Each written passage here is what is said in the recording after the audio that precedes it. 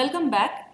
In this video, we are going to talk about energy efficiency, and as you can recall, we are talking about energy demand under module 2, and this is where we are going to focus on. So this is one of the behavioral aspects with regard to demand side management. Now the question is, we start with this question, what do you understand by energy efficiency? In previous week, we had a discussion on energy intensity, which was the energy consumption divided by output produced. So energy efficiency, the concept of energy efficiency is just the opposite. So if you have to consume more energy to produce same amount of output, your energy efficiency will go down. However, if you can consume less energy to produce the same amount of output, then your energy efficiency will go up. So it's a reciprocal concept of energy intensity. So reduction is in energy use per unit of output or energy produced is called energy efficiency. We are going to have a quick look at how energy efficiency plays a role in the whole policy discourse in India with respect to energy demand reduction or energy management. Here we are going to discuss about the National Mission on Enhanced Energy Efficiency. So you may be aware of the fact in 2008, India took up National Action Plan on Climate Change, NAPCC in 2008. And under National Action Plan on Climate Change, there are 8 national missions. And one of them is the National Mission on Enhanced Energy Efficiency. Now, what is the objective of adopting the NAPCC, the National Action Plan on Climate Change? Basically, in order to comply with the international, effort to reduce the greenhouse gas emission, India said that, okay, we are going to, put forward our effort in terms of reducing the emission intensity of our GDP. So the total emission may not go down, but the emission that is coming out of production of per unit of GDP will come down. And enhanced energy efficiency was considered to be one of the main driving forces which can help the country achieving a reduction in the emission intensity of GDP. So this is one of the important and key components of NAPCC in India. And the objective was not only to promote energy efficiency, but also, to come up with a market-based concept, to generate some kind of market incentive so that, people anyway go forward to take up measures which are energy efficient in nature. If you look at the National Mission on Energy Efficiency, you will see that there are 3 building blocks of that. Although they mention, 4 components in this, 2 of the components are very similar, and that's why I'm saying there are 3 building blocks.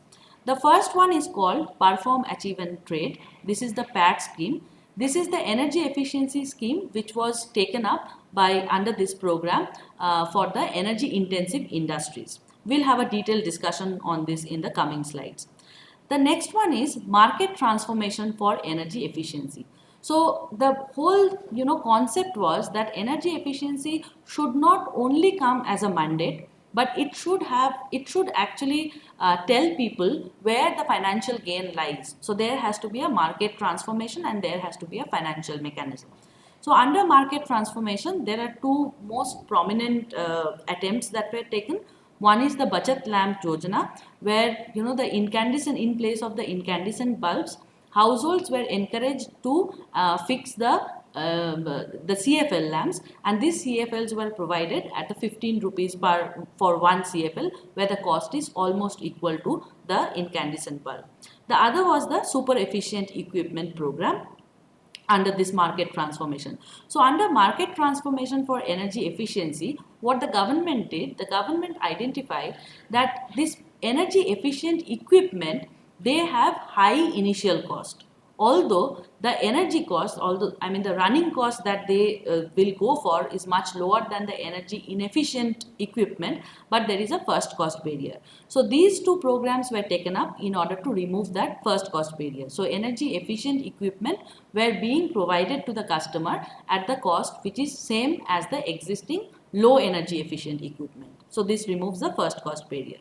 However, it requires a lot of investment. So if I want to supply all the households with a CFL, or for example, I want to supply all the agricultural farmers with energy efficient pumps, then it's a matter of lot of money. Where do the government get this amount of money? So the model, there was some financial mechanism that was developed, and it was said that okay, the initial investment will be probably done by some energy service companies, and how will they be repaid? Because once the energy efficient equipment is installed, the customers will realize a financial savings in terms of reduced electricity bills. So once the electricity bills are reduced over a period of time, there will be some financial savings. And the customer will actually pay the energy service companies over a period of time out of this financial savings. So the first cost barrier has been removed and the payment will be made over a period of time. This kind of was thought to promote the market transformation of energy efficiency.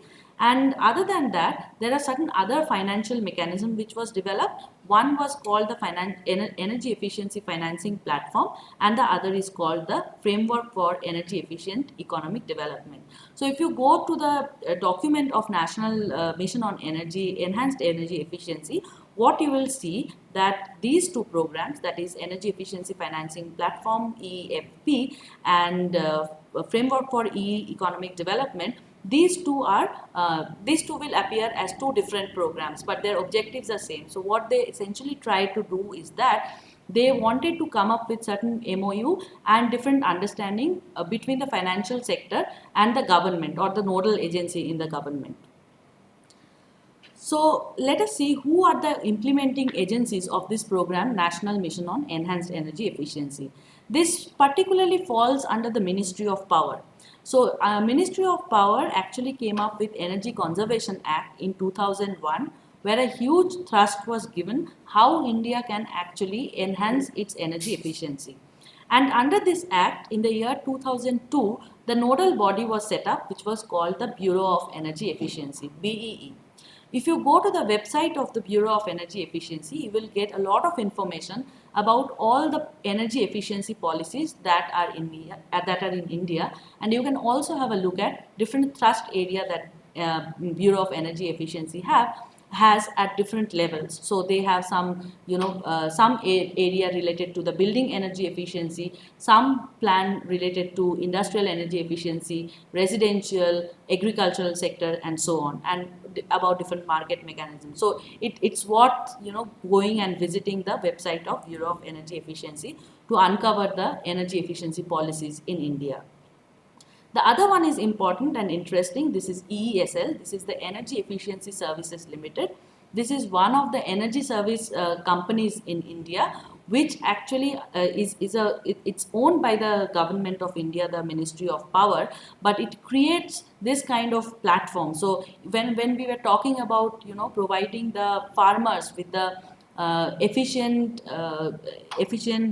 these pumps, then we said that EESL is the one who is undertaking the initial investments, and farms are paying back to EESL. So these are the energy service company whose role has become very, very important in the context of promoting energy efficiency policies in India.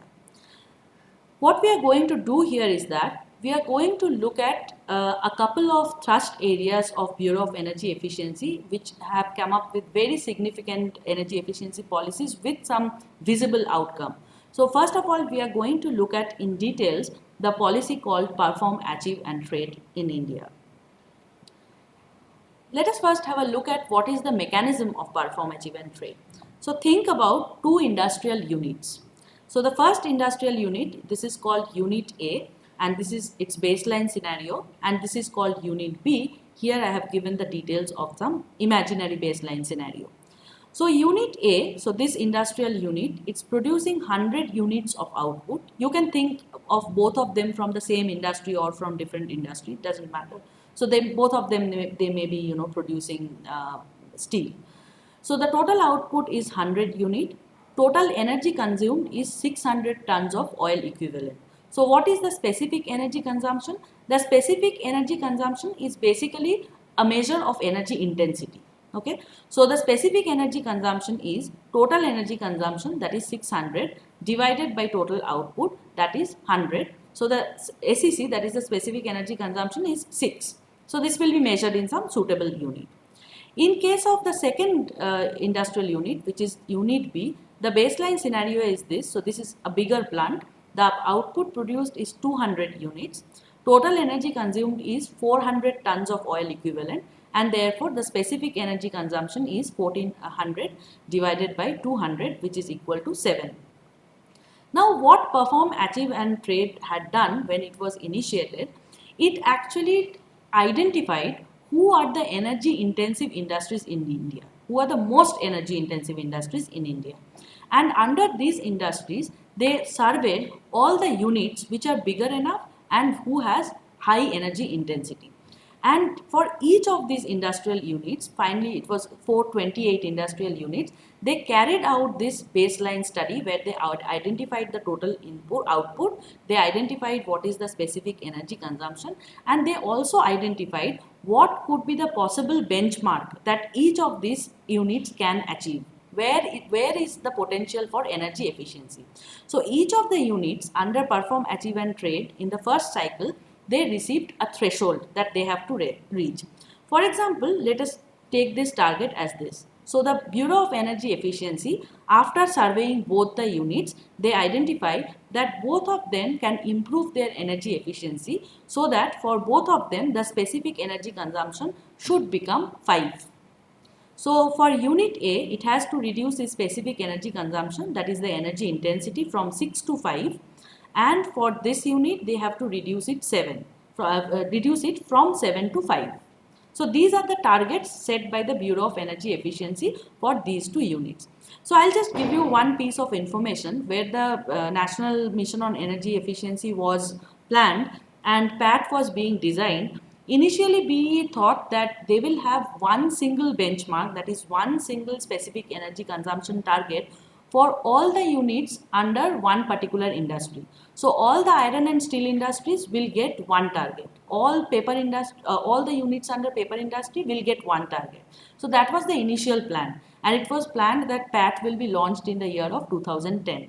However, what happened when they started collecting the data and they started visiting different units, they found out that different units under one particular industry are very different in nature.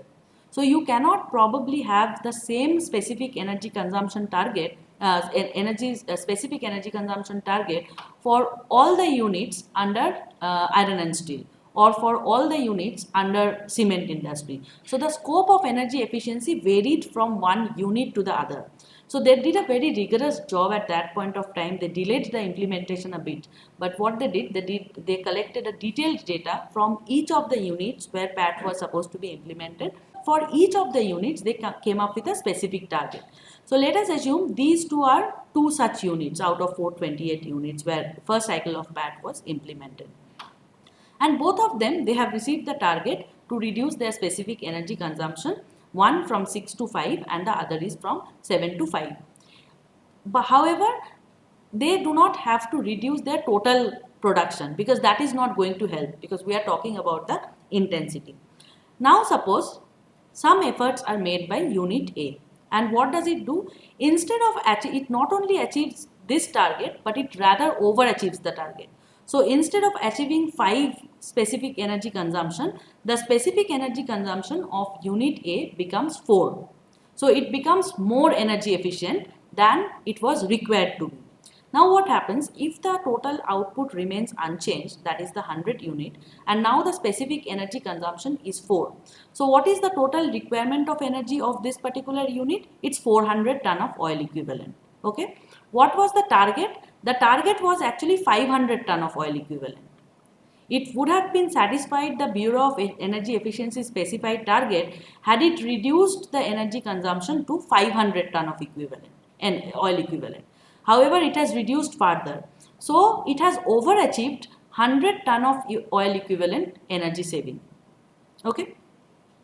Let us next see what happens in case of unit B. So unit B, it hasn't invested much, it invested less in enhanced energy efficiency, and as a result what happens, instead of achieving specific energy consumption 5, it achieves only 6. So its specific energy consumption is reduced from 7 to 6. So what is happening with this unit? So it underachieves 200 tons of energy saving because of this gap of one specific energy consumption for 200 units. So for each unit of production, they are lagging behind by 1 ton of oil equivalent. So for 200 units of production, they are lagging behind 200 tons of oil equivalent. Now you can see there is an opportunity to come up with a market. What is happening? This unit A, it has overachieved. So it has some energy efficiency which it can sell, and this guy, this unit B, it has underachieved. So it wants to buy energy efficiency, and this scope was exploited under the mechanism of PAT. So what it said, that the unit who has underachieved, they will be supplied with some energy saving certificates. So this ESAT, it stands for energy saving certificates. Because the saving is 100 ton of oil equivalent, for each ton of oil equivalent, the government or the BEE, it's the same, will issue one energy certificate to this overachiever, which can be sold in the market. Okay. So this unit A, it gets 100 energy saving certificates. Now what happens to the underachiever? The underachiever has two options. What are the two options? One, it can buy energy saving certificates from the unit who is selling the energy saving certificates, or it can pay a penalty. So now see, if you think about this particular market and there are only two entities in the market, what is happening? There is a supply of 100 energy saving certificates. However, there is a demand for 200 energy saving certificates. So what unit B can do, it can buy 100 energy saving certificates from unit A and pay the penalty for the rest of the 100 units. But here you have to be careful that the penalty structure should be designed in such a way that the penalty, per unit penalty that unit B has to pay, should be higher than the price of ESATs in the market. If the penalty is lower than the price of ESAT, then unit B will only pay the penalty and this market mechanism will not work. There will be excess supply of ESAT in the market. Now, when you see this is the kind of mechanism, so I'll just stay here for a while. So when you see this kind of mechanism, it's very important to identify this number 5, to come up with the appropriate benchmarking, to come up with the appropriate target.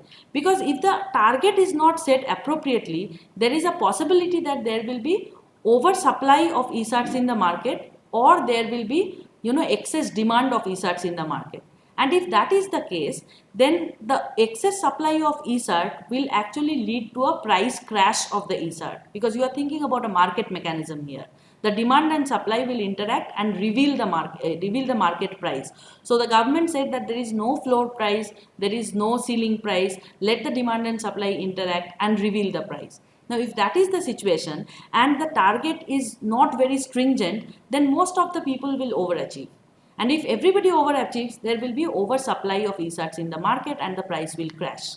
However, if you make the target too stringent and nobody overachieves, everybody underachieves, then what happens? Then there will be a large number of buyers.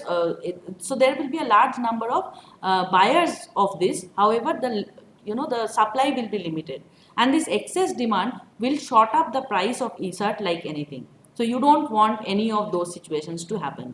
Actually, if you can go back to the literature on EU ETS, which is European Union Emission Trading Scheme, which is very similar to this. Here we are talking about buying and selling of energy saving certificates. There you talk about buying and selling of carbon certificates, carbon saving certificates. So what happened there, the target that they made was so less stringent, then everybody actually overachieved the target and everybody wanted to sell their carbon certificates. And therefore, in the first phase of EU ETS, the price actually crashed. The whole market crashed, the whole mechanism crashed. So that was one of the criticisms about the first cycle of EU ETS. And it gives a nice comparison with this situation. So this is the mechanism of PAT. Now let us see what actually happened, what was the target and what was achieved. So the first cycle of PAT was introduced during the period 2012-13 to 2014-15. So over a period of 3 years, some 428 DCs are the designated consumers. So one unit is considered to be, industrial unit was considered to be one designated consumers. There were 428 designated consumers who were identified to be highly energy intensive in nature. Data were collected from all of these 428 designated consumers, and a benchmark was created. So each of these designated consumers, they got their own target to achieve. So there was no blanket target for any of the industries. Each of these 428 received their own targets to achieve. Who are the industries which were the part of the first cycle of PAT? These are the most energy intensive industries: aluminium, cement, chloralkali, fertilizer, iron and steel, pulp and paper, thermal power plants and textile. If you recall our discussion on reduction in energy efficiency, the 6 charts that I was showing in the industries where the energy intensity has been declining, you will see that these are the industries that we were talking about. These are the most energy intensive industries in India. And anyway, industry, consumes most of the energy that is produced in the country as well. Okay, so the target was to save, the total energy saving that was targeted was 6.69 MTOE.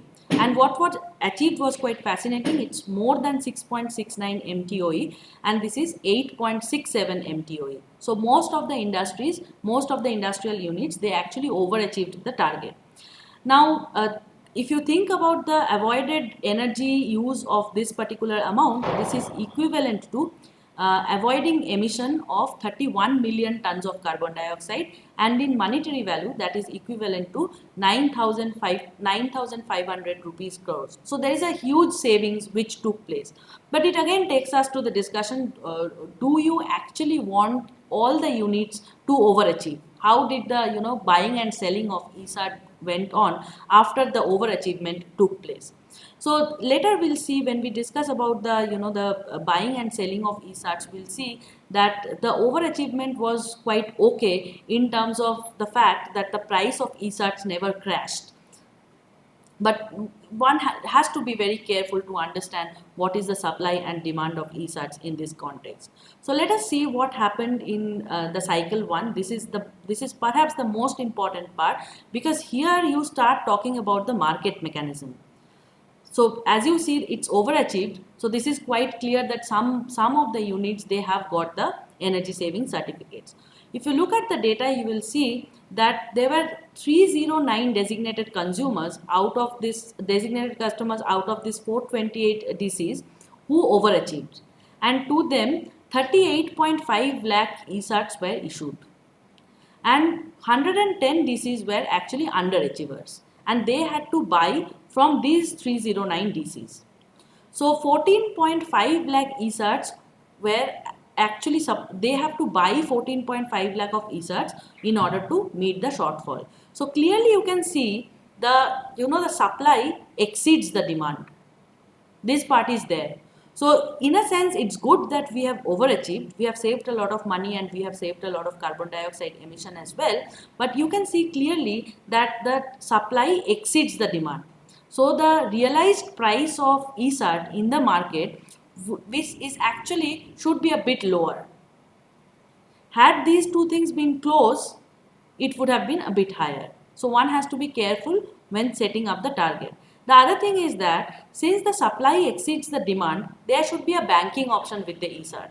So you can keep the ESATs in a bank, and you should be able to sell it during the next period. So this kind of mechanisms should be there.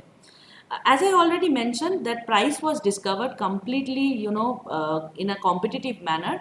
There was no floor or ceiling price that was set by the government. If you want to look at how the price was discovered in the market, you can go to the website of IEX India, and it actually tells you how the bidding went on, what is the total volume of sale, and how the price actually moved. After this, so this transaction is for the first cycle of PAT. Next one, this was done, there was the second cycle of PAT. This is 2016-17 to 2018-19. For another 3 years, this was implemented. So some more DCs were added. So under the second cycle of PAT, there were altogether 621 designated consumers. Other than these 8 industries, 3 more industries were added: railways, refineries, and the DISCOMs, that is the distribution companies, the power distribution companies. In the second cycle, the target was to achieve 8.87 million ton of oil equivalent of energy saved. This data is yet to come, how much we have achieved, because it has just ended. So this data is yet to come. We don't know how much we have achieved and how the, the market transaction will go on. But what we can see from the first cycle of PAT, as an experiment, it was quite successful because the market mechanism could be incorporated. Because one thing, when if you just go and talk to the industries, some of them, they will say you don't need sort of an energy efficiency policy to be in the place, because energy itself is so expensive, it's becoming so expensive that the industries, they have their own interest in order to reduce their energy intensity. So they will anyway work towards energy efficiency. So this kind of studies could be interesting to see. If you remove policies like PAT, will you achieve the same result? What is the additionality which is given by PAT? So these are the questions which are interesting to ask. And in my opinion, I mean, this market mechanism is of course something which can't be introduced if each of the industries individually practicing energy efficiency measures. After 2018-19, the PAT cycle 3, 4 and the forthcoming one is 5, they will go on as a rolling basis. So every year some new DCs will be added and every year some new targets will be given. So this was more like an experimental phase, and now we have entered into the phase where every year a new cycle of PAT will come. Now, when you see this kind of a mechanism in place, the immediate question comes, who are the people who are organizing this or overseeing the whole mechanism? Who are the stakeholders? Let us have a quick look at the stakeholders for PAT.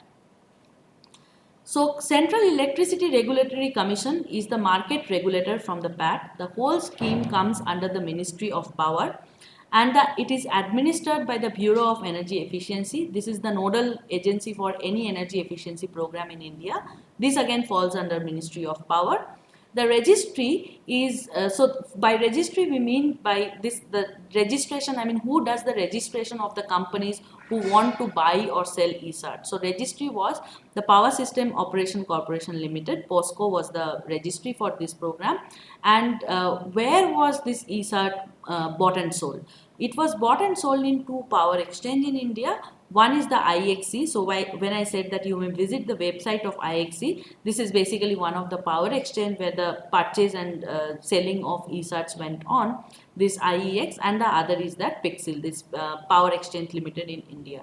So these are the 2 designated power exchange companies who conducted the buying and selling of ESATs under PAT. Again, you can go back to the website of BEE and identify what is the mechanism and what are the results and all. So one note of caution is that when you look at these different numbers, you can see that the numbers may vary from one document to other document little bit. I am not in a position to give you the explanation why the number varies, but even if you extract the documents from the BE website, in 2 different documents you may find out 2 different numbers, but they are pretty much close. So this is one thing I wanted to mention. So after the industrial energy efficiency, which seems to be quite effective in India, we come to the next flagship program by Bureau of Energy Efficiency, which is called the standards and leveling. So when we talk about the standards and leveling, this is a statement from the BE website itself. A key objective of this scheme is to provide the consumer an informed choice about the energy saving and thereby the cost saving potential of the relevant marketed product. So I would like you to focus on the part informed choice. So often the consumers do not make a choice based on, when they make a choice, all the information are not available to them. So when we were talking about load management, we said that it's good to have a dynamic price where you have higher price during the peak period and you have a higher price during the peak period and lower price during the off-peak period. But it's not only having the dynamic price, it's also about communicating the information to the consumer so that they can take some informed decision. So here also they are talking about the consumer taking some informed decision about energy saving and thereby cost saving potential of relevant marketed product. The scheme targets display of energy performance levels on high energy end-use equipment and appliances and lay down minimum energy performance standards. If you want to know about it in details, you can visit the website of BEE. Let us have a quick look what do we actually understand by standard and leveling and why is it so important in order to allow the consumer to make an informed choice. So how does the decision towards energy efficiency is taken? This is actually very interesting because as a consumer, when I go and buy, for example, I want to buy a refrigerator, what do I look at? I go to the shop, I ask what is the price of the refrigerator. I might have some brand preference. I prefer brand A over brand B, so I stick to one brand. I may also look for a particular color that I want to use, but it's not very common that a customer walks down in a shop and asks what is the energy consumption of this particular refrigerator. That is usually not the first question that you ask. You ask about the other things. So what we can say is that energy efficiency is, and now it's not so much, but it used to be a very ignored aspect of decision making of a consumer. You used to go by these kind of cues, these kind of hints, and not by the energy efficiency.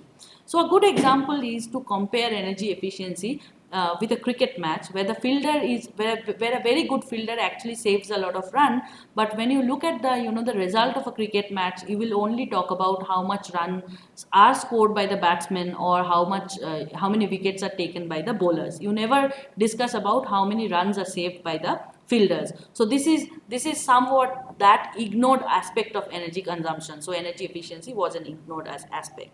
However, things have changed a little bit. So what I did, I just gave a Google search for LG refrigerators in India, and I wanted to see what are the results coming up. So this was the result that I got. If you look here, you see, so these are the different LG refrigerators that you can see, and this is along with the capacity of the refrigerator. What you are getting 4-star, you are getting 4-star, 4-star, 1-star. So it's giving you the star rating as the second most important information.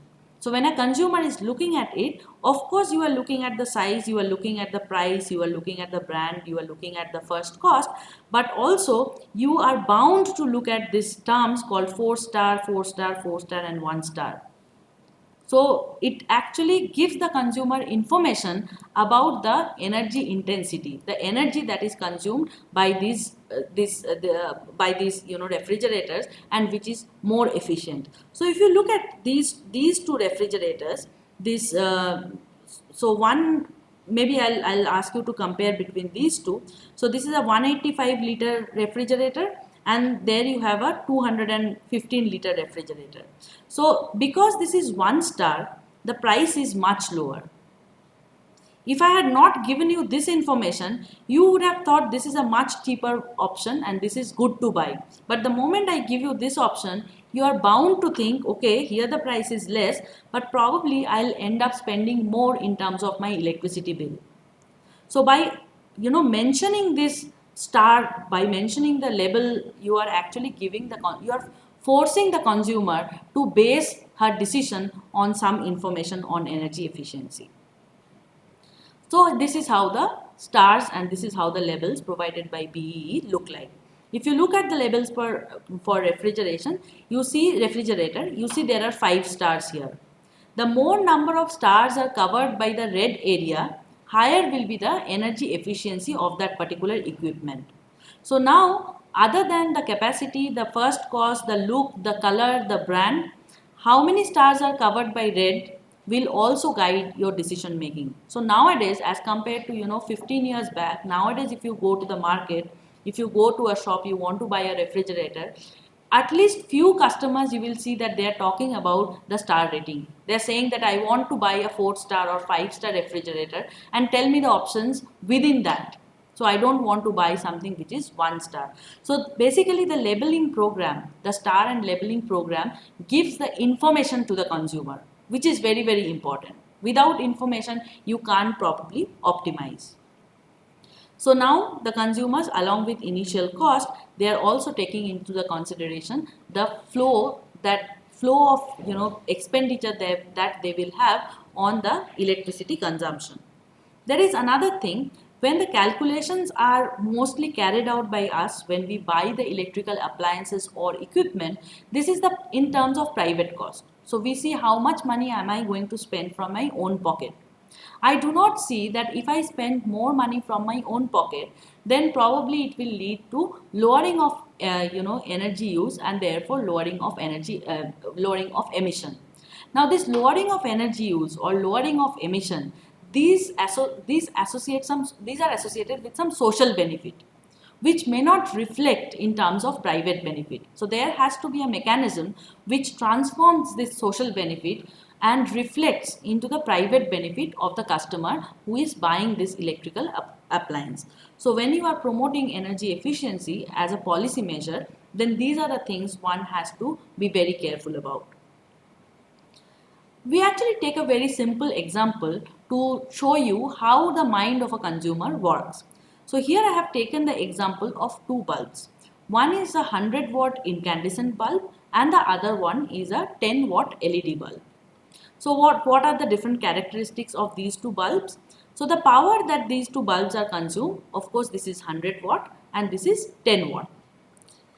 The next one is the light that I produce. So the energy amount of, this is my amount of energy consumption and this is the amount of energy service that I am producing. So you may recall the discussion that we had in the initial lecture on energy demand. We said that it's kind of tricky. You choose the energy using appliance, you choose the energy type and then you choose the level of energy use. Here we are talking about the use of the particular appliance. So the light, that is the energy service which is produced by these two equipment are as follows. So a 100 watt incandescent bulb will produce 1340 lumen. That is the brightness of the light. However, a 10 watt LED bulb will produce only 835 lumen. So you can see that you cannot replace one incandescent bulb by one LED bulb. You have to have at least two 10 watt LED bulb in order to replace 100 watt incandescent. How much do I cost? If I buy one of them, then one incandescent costs 16 rupees, whereas one LED costs 240 rupees. So there is a huge initial cost barrier. So you go to the market, the shopkeeper gives you two options. One is 16 rupees, one is 240 rupees. It's very difficult to make a choice in favor of this 240 rupees. And also on the other hand, this 240 rupees is not enough to meet the lighting demand of 1340. So this is only for 835. You have to pay double. So you actually have to pay 480 rupees. So what is the energy intensity? The energy intensity of the incandescent is approximately 0.075, whereas the energy intensity of the LED bulb is 0.012. So the energy intensity of this LED bulb is much low. So this is going to be reflected in your electricity bill. However, the initial cost is going to be very high. If you replace, this is what I was saying, if you replace one incandescent by two LEDs, then the light you get is, this is from one incandescent and this is from two LEDs. So you have to replace one incandescent by two LEDs and therefore the energy that you consume here is 100 watt and energy that you consume here is only 20 watt. So your regular energy consumption will be low, but you have a fast cost barrier there. So what is the cost that you incur? If you buy one incandescent, you pay 16 rupees. To get the same amount of energy service, if you buy two LED bulbs, you actually have to spend 480 rupees. So you can see the difference, 16 rupees and 480 rupees. It's huge. It's like 30 times higher.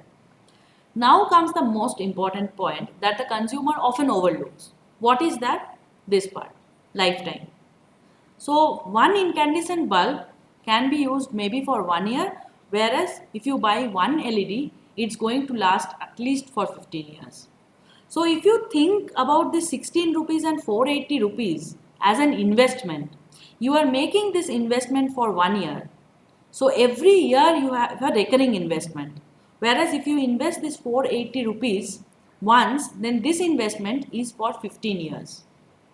Now you can go back to the concept of growth rate that we had been discussing. So here You every year you are spending 16 rupees. Here once you are spending 480 rupees. Had you kept this money in the bank, and had the rate of interest in the bank been 5%, then both 16 rupees each year and this 480 rupees for 15 years, it would have been grown at 5%. Average annual rate growth of rate would have been 5%. Then what is the actual cost of these two equipment? This is very important to understand. See, if you are buying 100-watt incandescent, today you are paying 16 rupees. If you are buying two LEDs, then you are paying 480 rupees.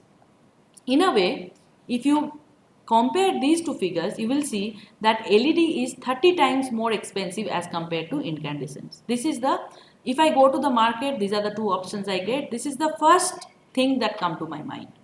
However, you, as an economist, we think a bit carefully. What do we say? We say, see, this 16 rupees is for 1 year, whereas this 480 rupees is for 15 year.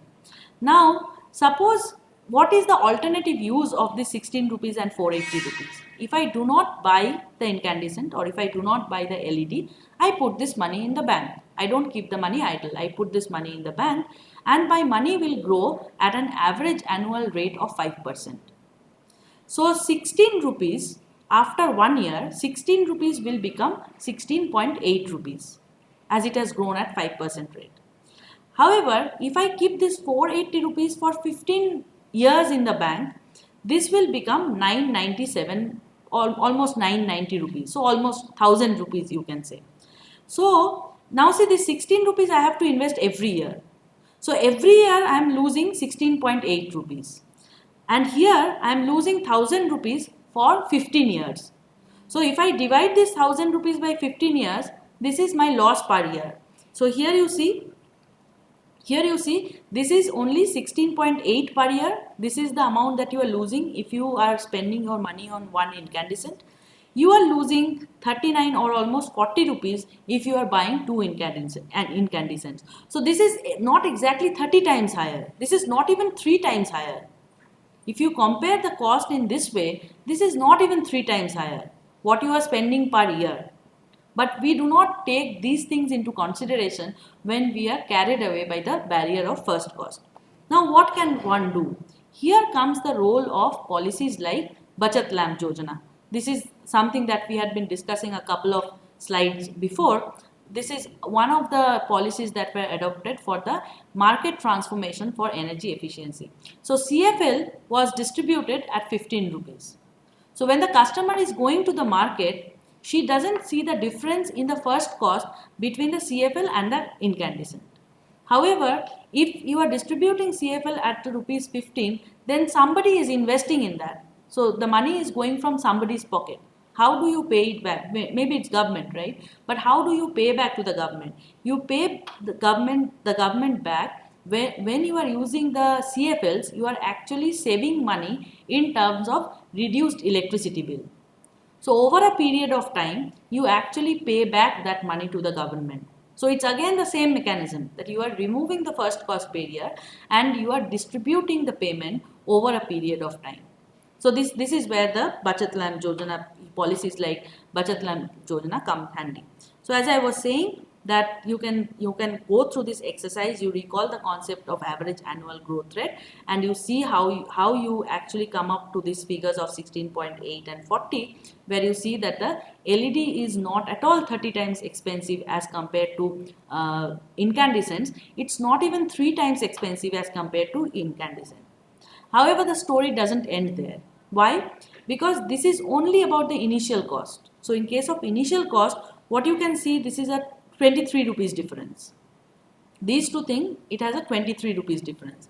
But over a period of 15 years, you will be, per year, you will be able to save more than 23 rupees in terms of electricity bill.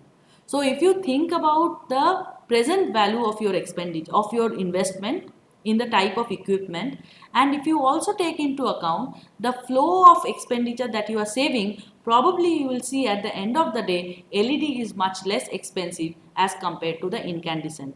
I have not included any of the social benefits that is being generated. you have to import less, less energy, you have to, you are reducing your carbon emission. In spite of that, those social benefits, only in terms of private benefit also, if you clearly make your calculations, there is a possibility that you will see that LEDs are less expensive as compared to incandescent. So here comes the role of information. So what you see is that the customer has to understand what are the nuances of this information. If you don't provide the customer with all this information, then it's very difficult to make a choice. Again, the problem is when you are going to the market to buy some equipment, you do not sit with the data and do this kind of calculations, right? So what do? All these calculations, they can be converted to a star rating. So the star rating is actually telling you what is the energy efficiency. So it is actually giving you some kind of a lead, and it, so that you can avoid this kind of calculation, yet you can focus on energy efficiency. So we are going to stop here. So we have discussed two main pillars of demand side management. One is load management and other is the energy efficiency. In the next lecture, what we are going to do, we are going to look at a very interesting behavioral response which is called rebound effect, which comes as a result of energy efficiency.